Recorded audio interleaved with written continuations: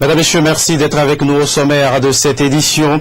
Week-end très chargé pour les candidats aux législatives du 25 juillet prochain au Togo. Dans un instant, les échos de la campagne électorale à Lomé et dans ses environs. Jour spécial ce 14 juillet en France, le pays célèbre sa fête nationale. Le traditionnel défilé militaire sur les Champs-Élysées a connu la participation des troupes africaines engagées au Mali. Le cinéma togolais en pleine relance, le secteur renaît de ses cendres avec de nouvelles réalisations. La suite de l'histoire, une série Made in Togo à suivre bientôt sur votre chaîne. Merci de votre fidélité, mesdames et messieurs. Bienvenue à cette édition du journal sur votre chaîne. Avant d'ouvrir la page de la campagne électorale, l'actualité sur tout un autre plan. D'abord, la culture. Le cinéma togolais est en pleine relance et déjà des réalisations Made in Togo. Voici une série à suivre bientôt sur vos écrans. La suite de l'histoire, c'est le titre de l'œuvre. Fait de société, le film relate. Voici ce reportage avec Inès Assiblé. Une conférence de presse pour lancer en toute beauté la suite de l'histoire, une nouvelle série télé togolaise. Une histoire qui s'écrit depuis 2012 avec de jeunes talents soucieux du devenir du cinéma togolais. Elle relate le vécu quotidien des jeunes tout en mettant en exergue les valeurs morales africaines. Nous avons mis en avant les valeurs de la culture africaine, mais surtout togolaise. Vous savez, chez nous, que ce soit en famille, en couple ou en camaraderie, il y a quand même des valeurs qu'il faut promouvoir. Et l'honnêteté et le bon comportement. Et donc c'est tous ces aspects, n'est-ce pas, socio-culturels que nous essayons de faire ressortir, mais de valoriser. Nous n'irons pas, n'est-ce pas, vous projeter des épisodes et à travers notre série télé qui vont, n'est-ce pas, dégrader les mœurs. Non. Donc nous allons plutôt dans le sens de la positivité.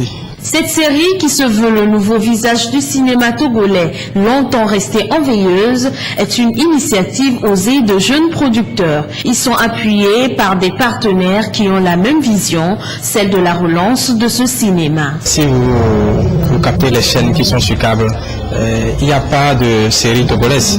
Il y a des séries ivoiriennes, gabonaises, tout ça, mais il n'y a pas de série togolaise. Donc RCF se veut de montrer l'image du Togo au reste de l'Afrique et au reste du monde entier.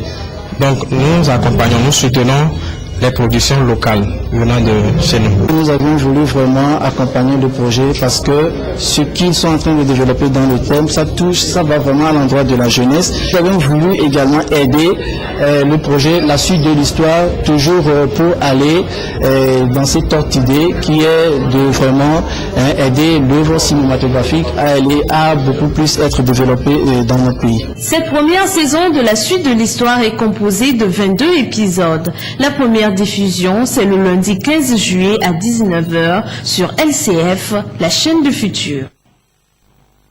L'actualité à l'étranger, 14 juillet en France, un jour spécial.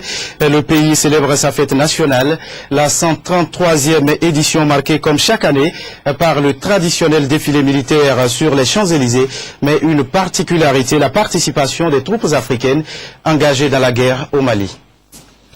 3 couleurs dans le ciel de Paris. La patrouille de France, traditionnelle meneuse de revue du 14 juillet, aujourd'hui suivie pour la première fois du tout nouvel avion de transport militaire, l'A400M. Innovation 2013 aussi, les Africains de l'opération Serval. 60 soldats maliens, 12 drapeaux des pays engagés au Mali, sous l'œil du président malien Traoré, aux côtés du président français et du secrétaire général de l'ONU. Les bérets bleus sont aussi à l'honneur. À l'honneur également la brigade franco-allemande et la Croatie qui vient d'intégrer l'Union européenne. Pour le reste, image classique de tous les 14 juillet, la Légion étrangère, elle commémore cette année, 150 ans après, la bataille de Cameroun. Classique aussi les cavaliers de la garde républicaine. Tout aussi classique mais moins nombreux cette année, économie oblige, les motos, blindés, véhicules divers et, comme il se doit, les fourgons, ambulances et grandes échelles des sapeurs-pompiers de Paris. Classique, désormais classique, le saut en parachute devant la tribune présidentielle. Retour au Togo, de l'Est à l'Ouest, du Nord au Sud, c'est tout le pays qui est sillonné par les différents candidats aux législatives du 25 juillet prochain. Voici d'abord cette manifestation organisée samedi par les candidats du Parti UNIR. Nous sommes dans la circonscription électorale du Grand Lomé. Rajoul Mohamedou. Les candidats de la liste UNIR à l'assaut de l'électorat de la circonscription du Grand Lomé. Les quartiers Edjarnaoué et Togbekopé ont reçu ce samedi la visite de 4 candidats de la liste UNIR qui compétissent dans cette circonscription. Mobilisation de leur base électorale pour la victoire, sensibilisation sur le projet de société qu'ils portent à meubler ces deux meetings. Il faut sensibiliser la population sur les élections qui nous attendent le 25 juillet, raison pour laquelle on a appelé nos militants. Et dans notre parti, nous voulons faire tout pour avoir les 10 sièges. Les messages d'apaisement ont été prodigués et la traditionnelle leçon pédagogique sur comment utiliser le bulletin de vote a été répétée. Ces partisans séduits par le message du parti comptent accorder leur suffrage au Parti UNIR, mais en entendent en retour une réponse aux doléances de leur localité, notamment en termes de centres de soins, d'électricité ou d'eau potable. UNIR est là d'où 100%. Il y a un peu de monde qui a d'accord, on a tout un peu. Pendant tout arrêt que les gens le doigt au moment le bien chaud. Un chemin le doigt mon un soumelio. Ce coumelio. Condumelio. Il le mot patagien. Fin de meeting dans une ambiance folklorique à Togbekopé. Mais pour les 4 candidats UNIR, la ronde électorale devrait se poursuivre dans les autres quartiers jusqu'à la fin de la campagne. La course à la conquête de l'électorat est aussi engagée au sein du collectif Sauvons le Togo. Le CST est officiellement entré en campagne seulement samedi et ce premier jour a été marqué à Lomé par une caravane à travers quelques artères de la capitale et un meeting à la plage. Samuel Niaoui. Une entrée en campagne remarquable pour le collectif Sauvons le Togo. Ce samedi matin, les rues de Lomé étaient multicolores. Leader politique en tête, le cortège de militants a sillonné plusieurs quartiers. Véritable démonstration de force et de popularité pour un collectif qui a hésité longtemps avant de se décider à participer au scrutin législatif.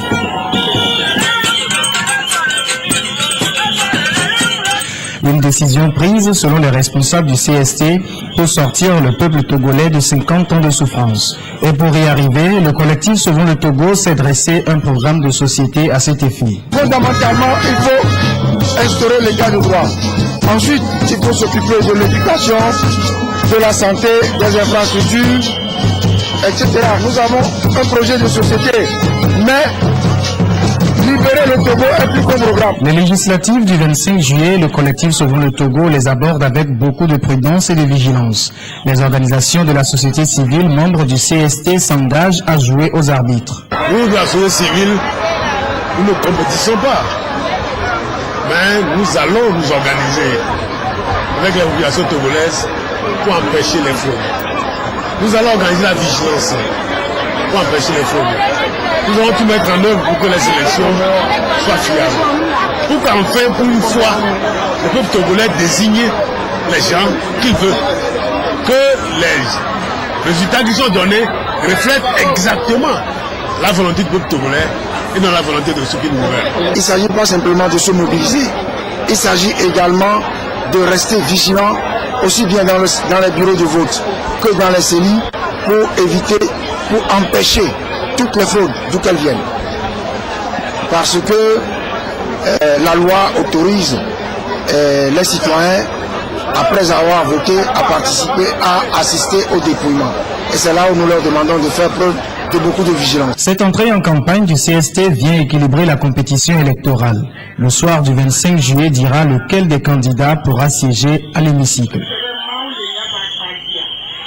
10 sièges dans le Grand Lomé, objet de convoitise de part et d'autre. Le parti au pouvoir UNIR fait aussi les yeux de Chimène à cette circonscription électorale. Ce dimanche, c'est le quartier d'Adapamé qui a été visé. Une campagne conduite par la tête de liste, Patricia Dagbanzonvidé.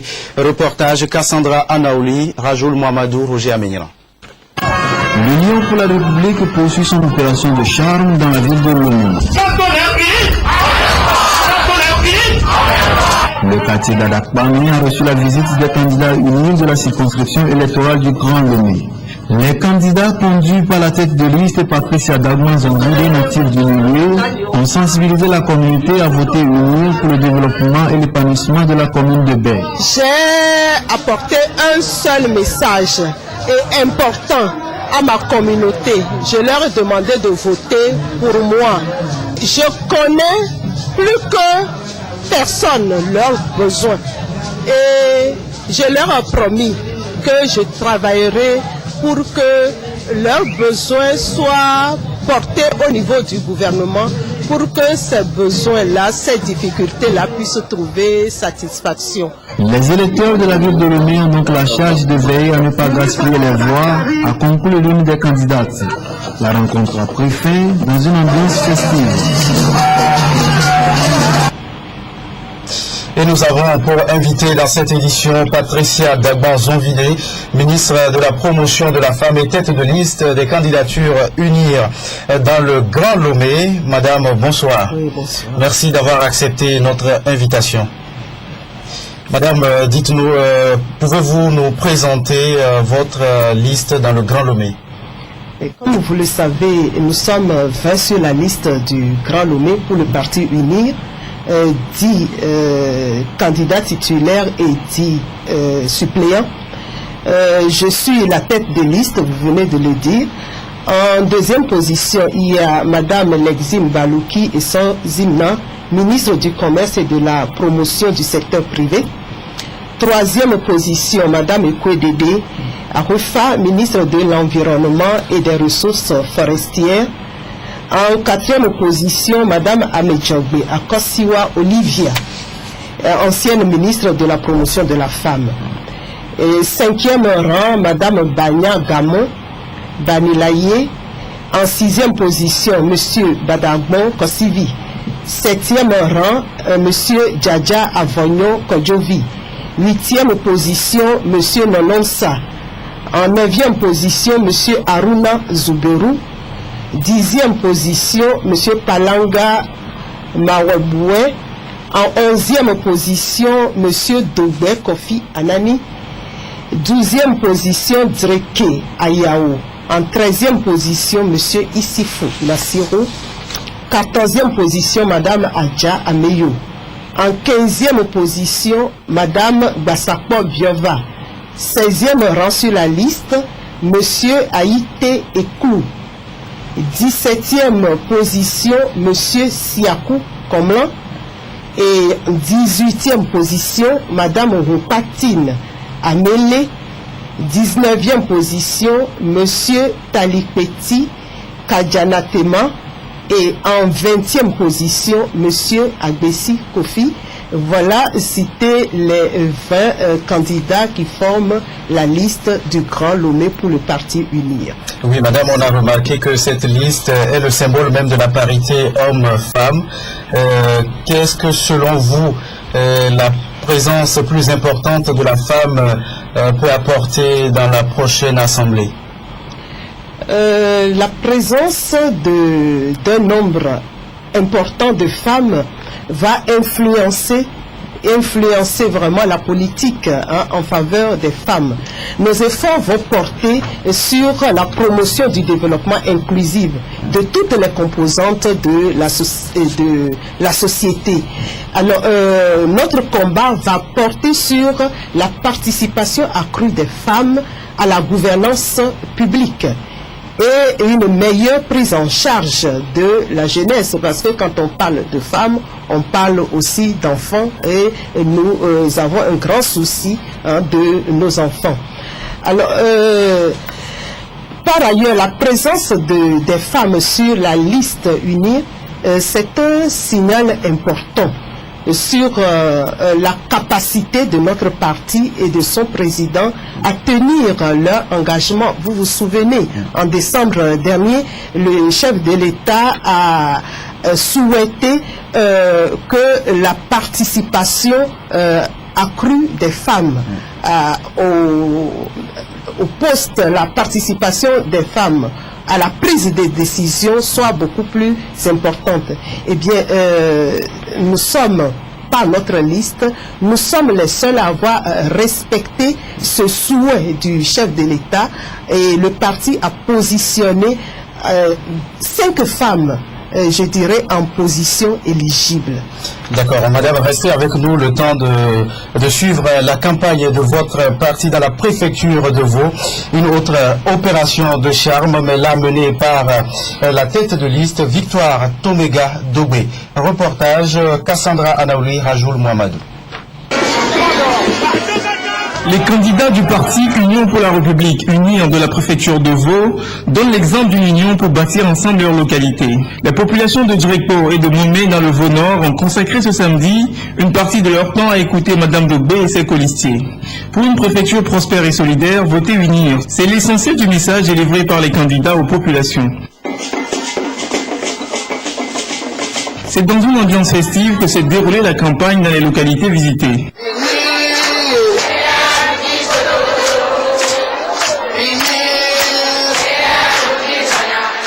Il faut faire un choix et que ce choix soit éclairé, que ce soit un choix qui est tourné vers l'avenir. Et quand nous parlons d'avenir, nous parlons de développement. Et nous pensons que dans toutes les localités, nous devons nous unir pour créer les conditions pour un développement à venir. Et quand on parle de conditions, c'est l'électrification des zones, c'est l'eau potable, donc le forage dans toutes les zones, c'est des structures de soins de santé pour nos mamans, pour nos enfants, c'est également des bâtiments scolaires pour assurer l'éducation de nos jeunes frères et sœurs. Après la séance de pédagogie électorale consacrée à comment voter, les populations qui ont visiblement prêté une oreille attentive aux candidats entendent opérer un choix judicieux le jour du scrutin. Madame Dobé. Je voterai Madame Dobé, elle est de la préfecture de Vaud. Son parti promet des projets de développement pour notre préfecture. Faisant d'une pierre deux coups, Madame Dobé et ses compagnons ont offert à plus de 300 élèves leur acte de naissance. Des kits de soins pour des accouchements ont été aussi offerts au dispensaire de Momé.